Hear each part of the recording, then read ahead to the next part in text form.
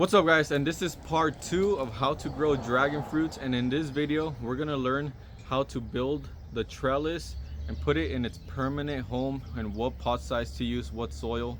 And if you didn't watch the first video, I showed you how to root cutting. So as you can see, this one rooted already, so make sure to go ahead and watch that video. But let's go ahead and build the trellis. Let's first talk about permanent pot size. What size should you guys get and what kind of pot? For me, I use fabric grow bags for this, but you could choose anything as long as it's 20 gallons and up, because we're going to make a trellis how you commercially do it. This is a 20-gallon container, and this is the trellis that I started. These were just cuttings not too long ago, and as you can see, these started growing and that one started growing too. So just make sure to use a 20-gallon or more container, 20 to 25. Dragon fruit roots aren't that deep. They're like 18 inches deep, so 20 gallons is fine. As for the soil, this is what I used. In that wheelbarrow, I filled up 1 bucket of potting soil, the Miracle Grow. I filled up 1 bucket of this Home Depot compost, and if you have your own compost, that's fine. And I filled up 1 bucket of this soil that I bought from a local landscape supply company. This is mostly sand and screened topsoil. Make sure whatever soil you use is fast draining. Just don't use clay soil. And once I filled up 1 bucket of each of those products, this is what I got, which is very loose and fast draining. Okay, now for the trellis, first thing you have to do, you have to buy outdoor rated material. And these are 2x4s that are rated for outside.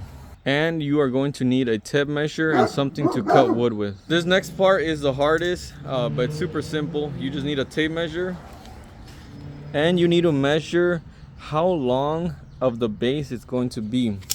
So you are going to put your post in the middle, and you want to create some sort of base for it so it doesn't tilt over. All you have to do is go from the middle to one of the edges. It's around 10 inches, as you can see right there. And just make sure that the 2x4 doesn't hit the wall of whatever container you have, because it will dent it and eventually make a hole in it. But this step is we're measuring how big do we cut the 2x4. You want to start at the center and just go maybe 2 inches before the edge of the container, and that's how long you're gonna cut your 2x4s. Once I put it together, you're gonna see how it looks like, so it'll be a lot easier. Okay guys, so go ahead and cut the 2x4 to that distance that we measured. Mine was 10 inches. And you're gonna get your post and put the 2x4s like this. One end of the 2x4 at the end of the post. And for whatever fasteners you're gonna use, make sure they're at least 3 inches to 3.5 inches, and make sure, this is very important, that they're outdoor rated. These are galvanized, so this is perfect. But whatever you use, make sure it's also outdoor rated, because the weather, the water, everything will corrode anything that's not outdoor rated. Always make sure to wear safety.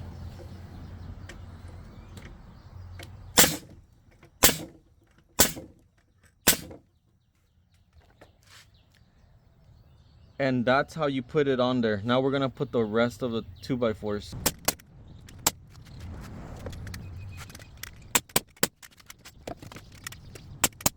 And this is how it should look like.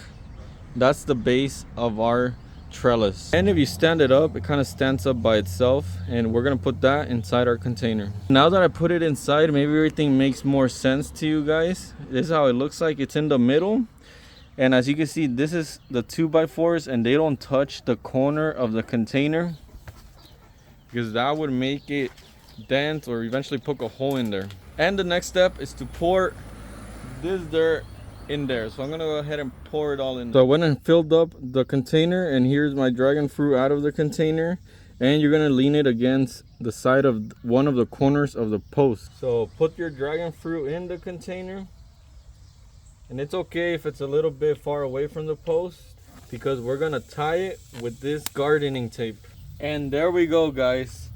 You're gonna start training it up and tying it to go alongside of this post, just like this one. And you might be wondering, how tall should I cut this? Cut it at 4.5 feet. Ideally, cut it before you actually put it up, but I'm gonna go ahead and do it like this. Now make sure you do that step before you actually put it on. Cut it beforehand. But that's it for this video, guys. If you like gardening, if you want to see part 3, make sure to subscribe.